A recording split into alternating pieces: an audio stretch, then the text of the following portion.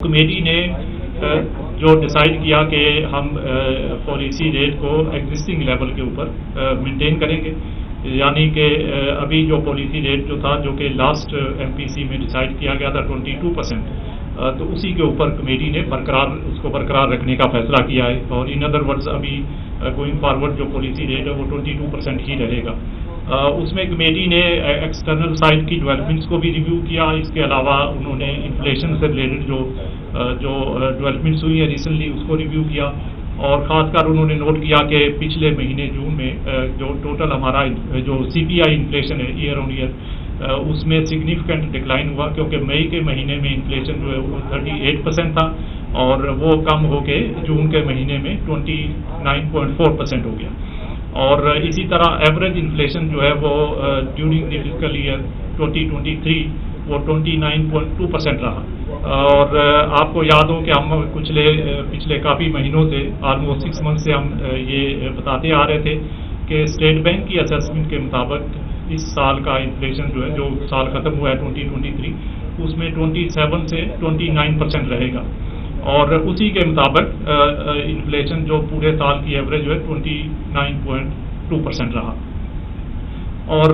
اگلے سال کے لیے بھی کمیٹی نے ڈسکس کیا ہے، اور اس میں ہماری جو آؤٹ لک ہے فار نیکسٹ فسکل ایئر، کیونکہ اب نیا سال شروع ہو گیا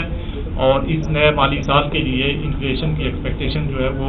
اس کو بھی ریویو کیا گیا، اور ہمارے جو اینالسٹ ہیں انہوں نے جو فور کاسٹ کی ہے اگلے سال کے لیے اس کو کمیٹی نے بہت تھریڈ بیس ڈسکس کیا، اور اس ڈسکشن کے بعد انہوں نے ایک اگلے سال کے لیے رینج بھی ڈیسائیڈ کر دیا۔ تو اگلے سال کا جو کمیٹی نے جو ڈیسائیڈ کیا وہ انفلیشن ہمارے اسسمنٹ کے مطابق وہ 20 سے لے کے 22% رہے گا، یعنی 20 سے 22% کے درمیان رہنے کی توقع ہے۔ اور اسی طرح کمیٹی نے یہ بھی نوٹ کیا کہ لاسٹ منتھ میں انفلیشن 29.4% تھا، لیکن آنے والے مہینوں کے اندر یہ آہستہ آہستہ جو ہے وہ کم ہونا شروع ہو جائے گا، اور یہ پہلے ہاف میں یعنی جولائی سے دسمبر کا جو ہاف ہے اس میں تھوڑا تھوڑا کم ہوگا، لیکن دوسرا ہاف جو جنوری سے جون کا ہوگا 2024 کا، اس کے اندر جو ہے وہ انفلیشن جو ہے وہ تیزی سے کم ہوگا۔ اور الٹیمیٹلی کمیٹی نے یہ بھی اسیسمنٹ کی کہ ہمارا جو ٹارگیٹ ہے 5 to 7% تک اس انفلیشن کو لے کے آنے کا، وہ اس پہ وی آر آن ٹریک، اور انشاءاللہ یہ جب سال 2025 ختم ہونے سے پہلے یعنی تیسرے اور چوتھے کوارٹر آف 2025 کے درمیان ہمارا جو میڈیم ٹرم آؤٹ لک ہے انفلیشن کے اوپر 5 to 7%، تو انشاءاللہ مہنگائی جو ہے 5 سے 7% پہ آئے گی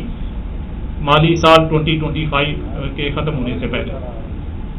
اس کے ساتھ ساتھ کمیٹی نے ایکسٹرنل سائڈ کی جو ڈیولپمنٹس ہیں، جس میں کہ آئی ایم ایف کے ساتھ SLA کا سائن ہونا، اور اس کے نتیجے میں انفلوز کا آنا، اور اس کے نتیجے میں اسٹیٹ بینک کے ریزروز کا بہتر ہونا، اور ایکسچینج مارکیٹ کے اندر اسٹیبلٹی کا آنا، یہ سب چیزیں بھی کمیٹی نے ریویو کی، اور ان کے لیے یہ اطمینان کا باعث تھی کہ ان ڈیولپمنٹ کے ساتھ اس وقت جو ہے وہ ہمارے جو معاشی اعداد و شمار ہیں اس میں بہتری آنی شروع ہو گئی ہے تھوڑی تھوڑی، اور ساتھ ہی جو اکنامک آؤٹ لک ہے اور جو گروتھ ہے نیکسٹ ایئر کے لیے 2023-24 اس کے اوپر بھی کمیٹی نے کافی ڈسکشن کیا، اور اس ڈسکشن کے بعد کمیٹی نے اس اسیسمنٹ کو انڈورس کیا کہ اگلے سال کی گروتھ جو ہے وہ 2 سے 3% کے درمیان رہے گی، اور اس میں کچھ ظاہر رسکس بھی ہیں، کچھ ہمارے ڈومیسٹک سائڈ کی چیزیں ہیں جو جیسے ڈیولپمنٹس ہوں گی، اور کچھ ایکسٹرنل سائڈ کی ڈیولپمنٹس ہیں جس میں کہ رشیا یوکرین وار ہے، یا جو آئل پرائسز ہیں، کموڈٹی پرائسز ہیں، اور اس کے علاوہ اور ریلیٹڈ جو اکنامک ڈیولپمنٹس ہیں ان کا بھی امپیکٹ آئے گا۔ تو ان سب چیزوں کو دیکھتے ہوئے اس وقت جو کمیٹی نے اپیل کیا کہ یہ گروتھ جو ہے ہمارے خیال میں 2 سے 3%، اور ساتھ ساتھ جو ہے وہ کرنٹ اکاؤنٹ ڈیفیسٹ کو بھی کمیٹی نے ریویو کیا، اور اس کے ریلیٹڈ جو ڈیولپمنٹس ہیں ان کو بھی ریویو کیا۔ سو اوور آل جو کمیٹی کا کنکلوژن ہے وہ یہ ہے کہ نیکسٹ ایئر میں مہنگائی کافی کم ہوگی، اور اس کا جو ایوریج جو شرح ہے وہ 20 سے 22% کے درمیان رہے گی۔ اور ساتھ ہی جیسا کہ آپ کو پتا ہے کہ ہم اپنی مانیٹری پالیسی کی جو اسسمنٹ ہے اس میں یہ بھی دیکھتے ہیں کہ فارورڈ لوکنگ بیسس کے اوپر جو ہے وہ ریئل انٹرسٹ ریٹس کہاں پہ رہیں گی. سو کمیٹی نے یہ اسیس بھی کیا کہ اس لیول کے اوپر پالیسی ریٹ کو مینٹین کرنے کے بعد ہمارا ریئل انٹرسٹ ریٹ جو ہے وہ will continue to be positive going forward on forward looking basis. So یہ بریفلی کمیٹی کی اسیسمنٹ ہے جو میں نے آپ کے سامنے رکھی. اب آپ کے اگر کوئی کوشچن ریلیٹڈ ہوں گے تو موسٹ ویلکم. میرا نام شہریار ہے, میں دنیا ٹیلی ویژن سے ہوں. سر آپ نے ابھی کہا کہ اگلے مالی سال میں یعنی کہ نیکسٹ جو فسکل ایئر شروع ہوگا اس میں جو گروتھ ہے وہ 2 to 3% تک رہنے کی توقع ہے.